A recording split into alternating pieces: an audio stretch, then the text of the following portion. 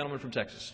Thank you, Mr. Chairman. Our nation is in the middle of an exciting energy revolution, but we'll never truly reach energy security as long as 85% of our offshore areas remain off limits to oil and gas manufacturing. Chairman Hastings' Offshore Energy and Jobs Act on the floor today will open more offshore areas to energy development and bring our nation closer toward the bipartisan goal of energy independence.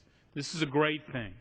In particular, Chairman Hastings' innovative bill allows state governors to request that certain offshore areas be included in the 5-year leasing plan. This gives states more power to unlock offshore energy resources and the jobs and the affordable energy that goes along with responsible offshore energy development.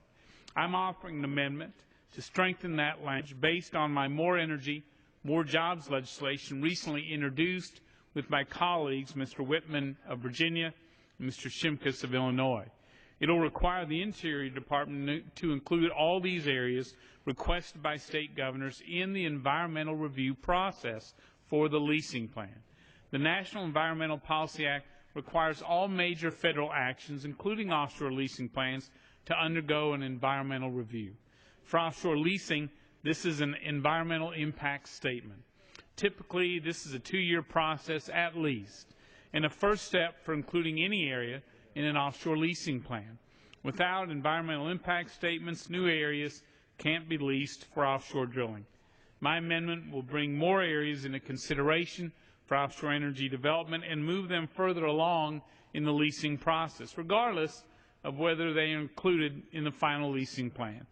More importantly, it will make it easier for future Congresses to pass leasing plans like the underlying bill, because more offshore areas will have gone through the necessary environmental review process.